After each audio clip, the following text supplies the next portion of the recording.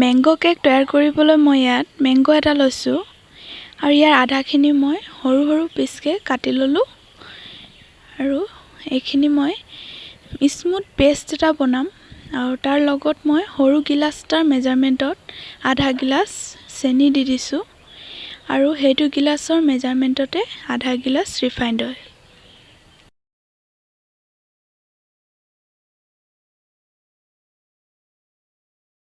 এয়া দেখিছে মই স্মুথ পেষ্ট এটা বনাই ল'লোঁ ইয়াৰ।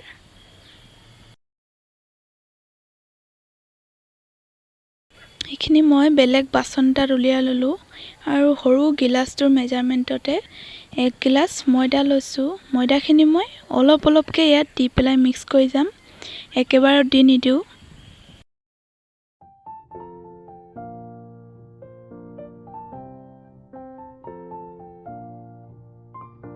এতিয়া মই ইয়াত এচামুচ বেকিং পাউডাৰ লৈছোঁ, সেইখিনিও ভালদৰে ইয়াত মিক্স কৰি দিম।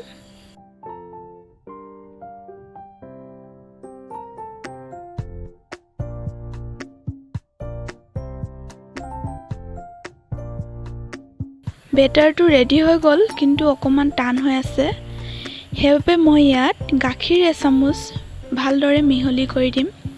যদি গাখীৰ এচামুচ দিয়াৰ পিছত আৰু অকণমান টান হৈ থকাৰ নিচিনা লাগে তেন্তে আৰু এচামুচ গাখীৰ এড কৰি দিব পাৰে ইয়াত। এতিয়া একদম স্মুথ পাৰফেক্ট বেটাৰটো ৰেডি হৈ গ'ল।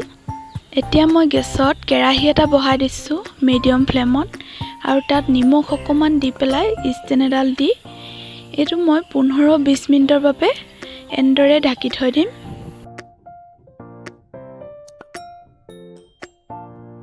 এতিয়া মই টিফিন এটা লৈছোঁ, তাত মই ৰিফাইণ্ড অইল অকণমান দি পেলাই আৰু ময়দা দি পেলাই ভালদৰে লগাই দিম যাতে কেকটো লাগি নধৰে। আপোনালোকে বাটাৰ পেপাৰ ইউজ কৰিব পাৰে যদি বাটাৰ পেপাৰ আছে।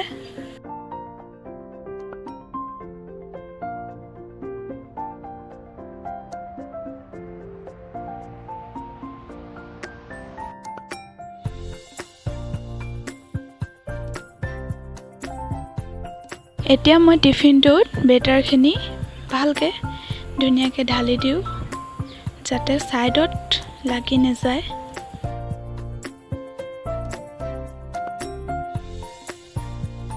এয়া ৰেডি হৈ গ'ল। এতিয়া মই এইটো বহাই দিওঁ। তাৰপিছত মই আধা ঘণ্টাৰ বাবে এইটো মিডিয়াম আৰু ল' ফ্লেমৰ মাজত ঢাকনিখন ভালদৰে মাৰি পেলাই এনেদৰে থৈ দিম। আধা ঘণ্টাৰ পিছত মই চেক কৰিম।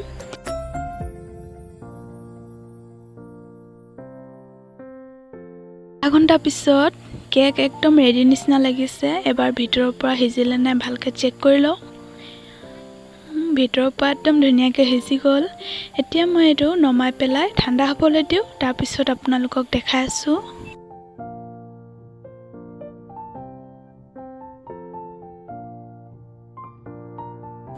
এয়া চাওক, কেক একদম বঢ়িয়া হৈছে। মই আপোনালোকক কাটি পেলাইও দেখাই দিম ভিতৰখিনিনো কেনেকুৱা হৈছে।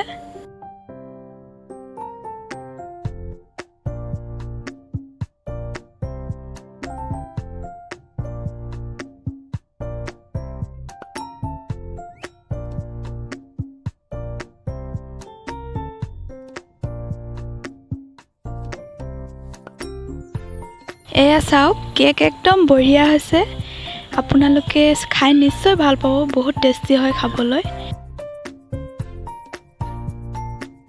আপোনালোকে ভিডিঅ'টো চাই কেনে পালে মোক কমেণ্ট বক্সত কমেণ্ট কৰি জনাব আৰু প্লিজ লাইক এটা দি দিব। আপোনালোকৰ এটা লাইকে মোক বহুতখিনি সহায় কৰিব পাৰে আৰু মোৰ চেনেলটো ছাবস্ক্ৰাইব কৰি দিব লগতে। Thank U.